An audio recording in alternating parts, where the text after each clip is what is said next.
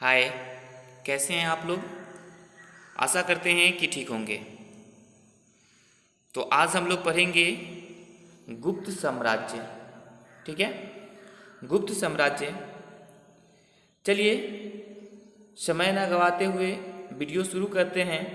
Video शुरू करने से पहले आपको फिर से एक बार स्वागतम है आपके अपना ही चैनल क्यूट क्लासेज पे। तो चलिए वीडियो शुरू करते हैं। गुप्त साम्राज्य। गुप्त साम्राज्य का जो शासन काल रहा वो 240 ईस्वी से 550 ईस्वी तक रहा। सबसे पहले गुप्त साम्राज्य क्या है ना, इसका हम थोड़ा सा परिचय जान लेते हैं। ठीक है, परिचय जान लेते हैं, परिचय कुछ फोकस कर देते हैं। देखिए क्या था गुप्त साम्राज्य और किन परिस्थितियों में इन साम्राज्य का उदय हुआ। प्राचीन इतिहास के क्रम में हम लोगों ने मौर्य वंश पढ़ा था। जो मैं सीरीज चला रहा हूँ सोशल अध्याय का, उसमें हम लोगों ने मौर्य वंश पढ़ा था। ठीक ना, मौर्य वंश सबसे विस्तृत साम्राज्य में से एक था और सबसे पहले भारत में अगर किसी ने इतने बड़े साम्राज्य का विस्तार किया तो वो मौर्य साम्राज्य थे। लेकिन मौर्य वंश के बाद भारत में जब मौर्य वंश का पतन हो गया, उस समय मतलब मौर्य वंश के बाद भारत में छोटे छोटे राजवंशों का उदय हुआ। लेकिन मौर्य वंश के बाद पुनः एक विशाल साम्राज्य स्थापित हुआ जो था गुप्त साम्राज्य। जो कौन था? गुप्त साम्राज्य। हालांकि कहा यह जाता है कि पहले गुप्त जो था, गुप्त वंश के जो शासक थे श्री गुप्त है ना, वो कुषाणों के समान हुआ करते थे और बाद में इन्होंने अपना खुद का एक साम्राज्य खड़ा कर लिया। ठीक है, तो ये था परिचय गुप्त साम्राज्य का। चलिए आगे हम शुरू करते हैं। शुरू करने से पहले आपके लिए मैं 2 क्वेश्चन रखा हूँ। यदि आपको इसका जवाब मालूम है तो फटाफट जाकर कमेंट बॉक्स में सबसे पहले आप अपना जवाब दर्ज करें, और यदि आपको इसका जवाब नहीं मालूम है तो आप मेरे वीडियो को देखते रहिए, आपको इस वीडियो में इसका जवाब मिलने वाला है। पहला सवाल है, चांदी का सिक्का किस शासक ने चलाया था? ठीक है, और दूसरा सवाल है, कालिदास किस शासक के दरबार में रहते थे? ठीक है, ये 2 क्वेश्चन हैं। यानी चांदी का सिक्का किस गुप्त शासक ने चलाया था और कालिदास किस शासक के दरबार में रहते थे? ठीक है, 2। तो चलिए थोड़ा सा जान लेते हैं। जो हम गुप्त साम्राज्य पढ़ रहे थे, गुप्त साम्राज्य का जो संस्थापक था, गुप्त साम्राज्य का संस्थापक श्री गुप्त को माना जाता है। किसको माना जाता है? श्री गुप्त को गुप्त साम्राज्य का संस्थापक माना जाता है। और श्री गुप्त का जो शासन काल रहता है वो रहता है 240 ईस्वी से 280 ईस्वी तक। ठीक है, और उसके बाद श्री गुप्त का पुत्र, ठीक है, घटोत्कच जो है वो गुप्त साम्राज्य के गद्दी पे बैठता है और इनका जो शासन काल रहता है, जो इनका शासन काल होता है वो होता है 280 से लेकर, ठीक है, 280 से लेकर 319 ईस्वी तक। गाइस यहाँ पे 319 कट गया है, ठीक ना, सॉरी है 319 ईस्वी तक रहता है। ठीक, थोड़ा सा वीडियो और इन्होंने महाराजा की उपाधि लेता है, यानी इनको जो है महाराजा की उपाधि दी जाती है। ठीक है, उसके बाद गुप्त साम्राज्य का जो शासक आता है वो होता है चंद्रगुप्त प्रथम। कौन आता है? चंद्रगुप्त प्रथम। और चंद्रगुप्त प्रथम का जो शासन काल होता है वो होता है 319 से 335 ईस्वी तक। 319 से 335 ईस्वी तक। ठीक है, चलिए तो जान लेते हैं। गुप्त वंश का वास्तविक संस्थापक माना जाता है। किनको वास्तविक संस्थापक माना जाता है? चंद्रगुप्त प्रथम को गुप्त वंश का वास्तविक संस्थापक माना जाता है। अब इनको वास्तविक संस्थापक क्यों माना जाता है तो हम जान लेते हैं। इनसे पहले दो शासक गुजरे, एक था श्रीगुप्त जो गुप्त साम्राज्य का संस्थापक था, बट ये उतने शक्तिशाली राजा नहीं थे क्योंकि ये खुद कुषाणों के सामंत में थे और बाद में धीरे धीरे अपना एक छोटा सा साम्राज्य गुप्त साम्राज्य जो है डाला, मतलब गुप्त साम्राज्य बनाया। उसके बाद इनका पुत्र घटोत्कच क्या किया, गद्दी पे बैठा और इन्होंने भी महाराजा की उपाधि धारण की। उसके बाद जब आता है यहाँ से चंद्रगुप्त के बाद, जैसे चंद्रगुप्त, समुद्रगुप्त, तो ये सब जो है गुप्त साम्राज्य के बहुत ही शक्तिशाली एवं विशाल राजा गुजरे हुए हैं, शासक गुजरे हुए हैं। ठीक है, तो गुप्त वंश का संस्थापक चंद्रगुप्त को माना जाता है। इन्होंने गुप्त संवत चलाया। गुप्त संवत क्या है तो गुप्त संवत एक कैलेंडर है, ठीक है, जिसे चंद्रगुप्त प्रथम ने चलाया था और यह 319 ईस्वी में चलाया। ठीक है, और आगे हैं इन्हें महाराजाधिकार की उपाधि दी गई और इन्हें महाराजाधिकार की क्या किया गया, उपाधि दिया गया। ठीक है, चंद्रगुप्त प्रथम को। आगे है क्या, इसने वैवाहिक संबंध नीति द्वारा साम्राज्य विस्तार का नीति अपनाया, जो सबसे पहले बिंबिसार ने ऐसा किया था। आपको जब हम मगध साम्राज्य पढ़ाए थे तो उसमें आपको बिंबिसार का भी यही नीति था, वो वैवाहिक संबंध का प्रयास किया। उसके बाद आता है समुद्रगुप्त। कौन आता है गाइस, समुद्रगुप्त। समुद्रगुप्त का जो शासनकाल होता है वो होता है 335 से 375 ईस्वी तक, 335 से 375 ईस्वी तक। ठीक है, याद रहेगा। अब जरा देखते हैं, समुद्रगुप्त ने इस वंश का सबसे प्रतापी शासक बना। जो समुद्रगुप्त था वो गुप्त वंश का सबसे प्रतापी शासक बना। ठीक है, जिसने अपने साम्राज्य के विस्तार करने के साथ साथ साम्राज्य को सुदृढ़ करने का प्रयास किया। अपने साम्राज्य को तो इन्होंने विस्तार किया ही, लेकिन उसकी शासन व्यवस्था को भी ये सुदृढ़ किया। अब उसके बारे में देखिए, ये एक कवि है, ये विसेंट स्मिथ ने समुद्रगुप्त के भारत का नेपोलियन कहा है। अब देखिए, बहुत इंपॉर्टेंट क्वेश्चन बनता है कि भारत का नेपोलियन किसे कहा जाता है, और ये कई सारे एग्जाम में भी आ चुका है। तो समुद्रगुप्त को भारत का नेपोलियन कहा जाता है। या ये भी पूछा जा सकता है कि भारत का नेपोलियन समुद्रगुप्त को किसने कहा था, तो उसे किसने कहा था, विसेंट स्मिथ ने कहा था। ठीक है, अब एक और है, कवि हरिसेन ने एक लेख लिखा। हरिसेन ने एक क्या लिखा, लेख लिखा, जिसे प्रयाग प्रशस्ति अभिलेख के रूप में जाना जाता है। ये उस समय में समुद्रगुप्त के शासन व्यवस्था पर इनका क्या किया गया था, अभिलेख लिखा गया था। पहले जो अभिलेख, प्राचीन काल की जो जानकारी हमें एक स्रोत है अभिलेख, उस माध्यम से भी दिया जाता है, और उसी माध्यम से, यानी ये वही अभिलेख है जिससे हमें क्या, इनके शासन व्यवस्था की जानकारी मिल पाती है। ठीक है, हरिसेन द्वारा जो लिखा गया है, कौन सी, प्रयाग प्रशस्ति अभिलेख, और ये बहुत इंपॉर्टेंट है। प्रयाग प्रशस्ति अभिलेख कई सारे एग्जाम में पूछते हैं कि प्रयाग प्रशस्ति अभिलेख किसके शासनकाल में लिखा गया था, तो वो समुद्रगुप्त के शासनकाल में लिखा गया था। और किसने लिखा था गाइस, तो किसने लिखा था, हरिसेन ने लिखा था। ठीक है, चलिए, थैंक यू। तो हम देखते हैं आगे क्या है, करा है, यह अशोक द्वारा निर्मित अभिलेख था। जो प्रयाग प्रशस्ति अभिलेख था, जो स्तंभ बना हुआ था, ये किसके द्वारा बनाया गया था, अशोक द्वारा बनाया गया था, जो पहले कौशाम्बी में था। ठीक है, जिसे अकबर ने प्रयाग में स्थापित किया। इस स्तंभ पर एवं अकबर का वर्णन भी मिलता है। अब जो वो स्तंभ था जिस पर अभिलेख लिखा था हरिसेन ने, अब ऐसा नहीं है कि इसने केवल उस पर समुद्रगुप्त के बारे में लिखा था, उस पे कई सारे राजा के बारे में भी जानकारी मिलती है। ठीक है, जैसे कि अभी आपने यहाँ देखा है कि अकबर जहांगीर के बारे में भी उस पे लिखा गया है, यानी उनके बारे में भी जानकारी मिलती है।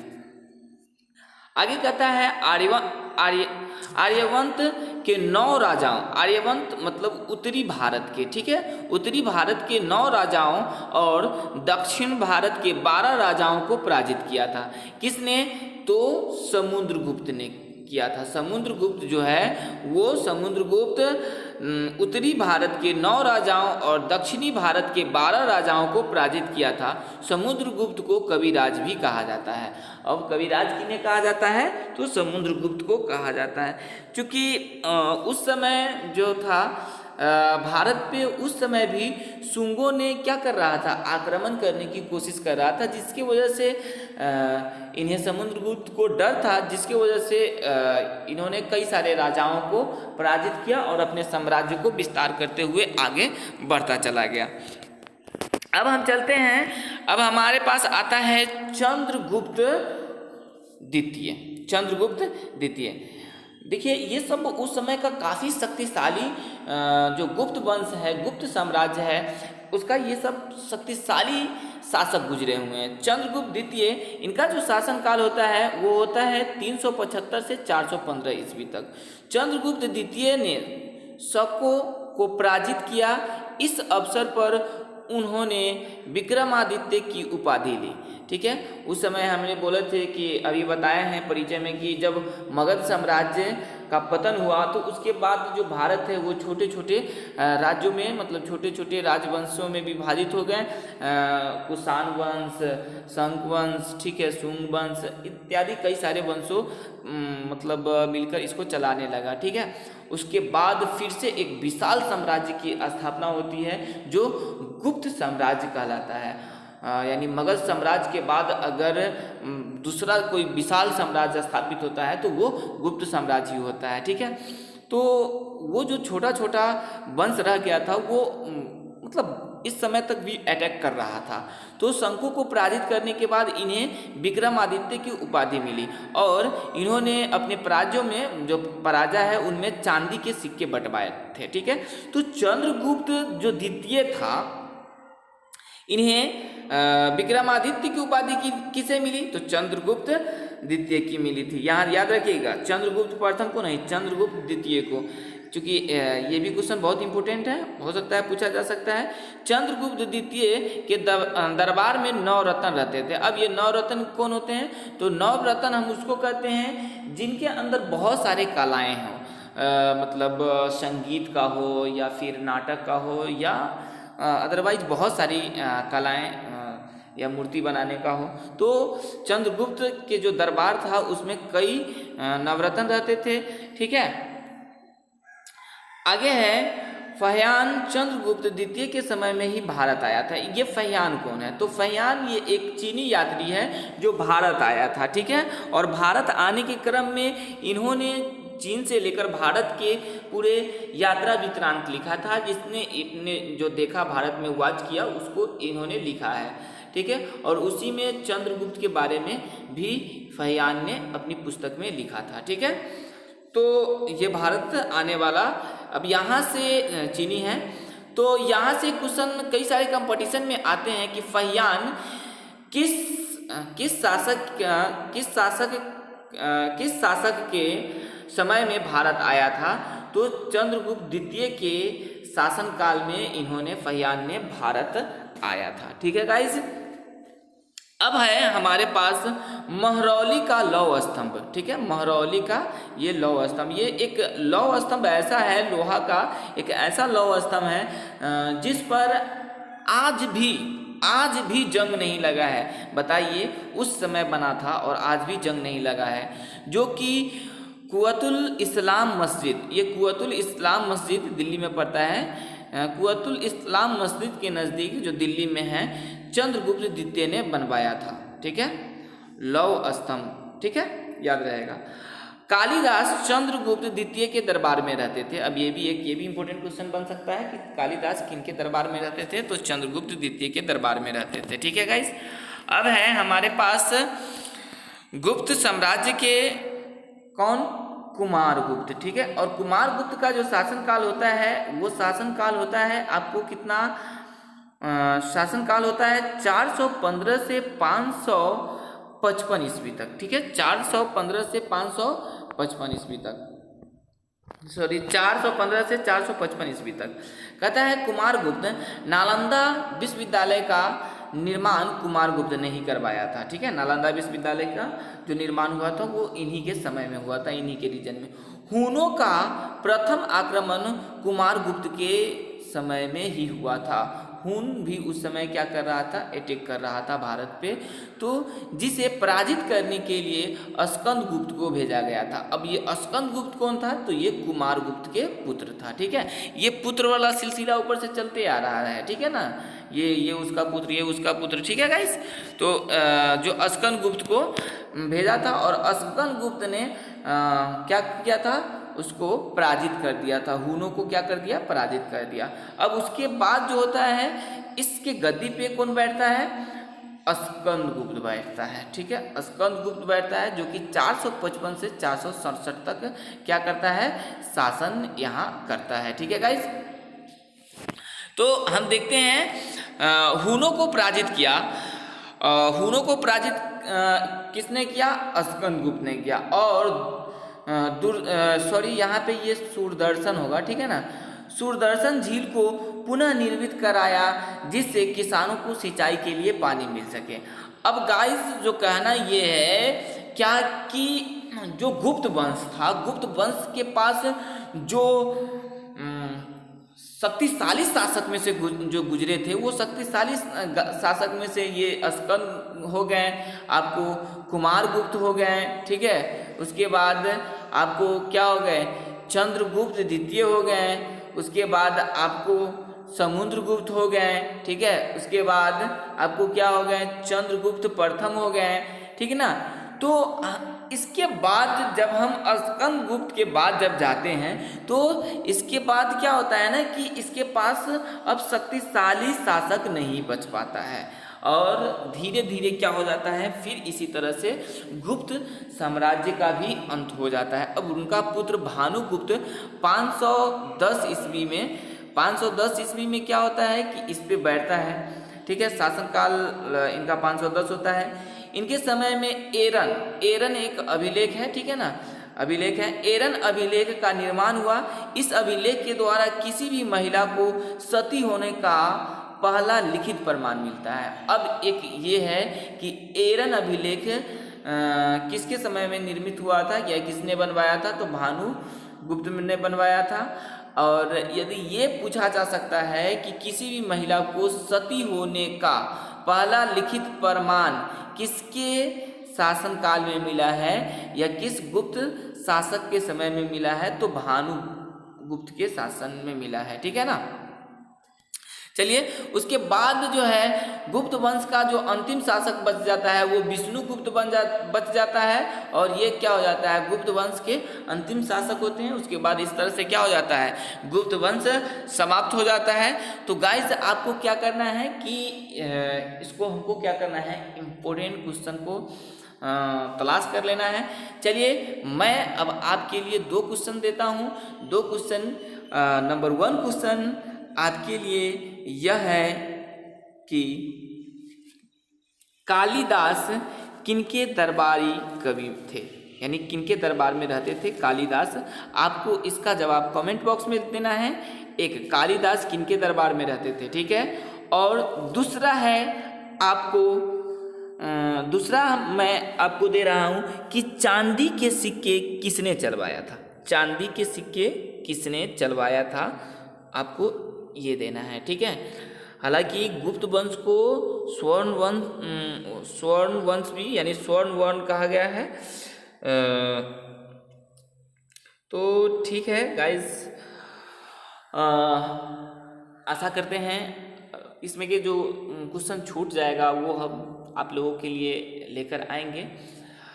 मैंने अभी आपको बताया है कि गुप्त जो साम्राज्य है, गुप्त जो वंश है और इसका जो शासनकाल है, इस शासनकाल को वर्ण शासनकाल भी कहा गया है। ठीक है, तो आशा करते हैं गाइज कि आपको ये वीडियो अच्छा लगा होगा।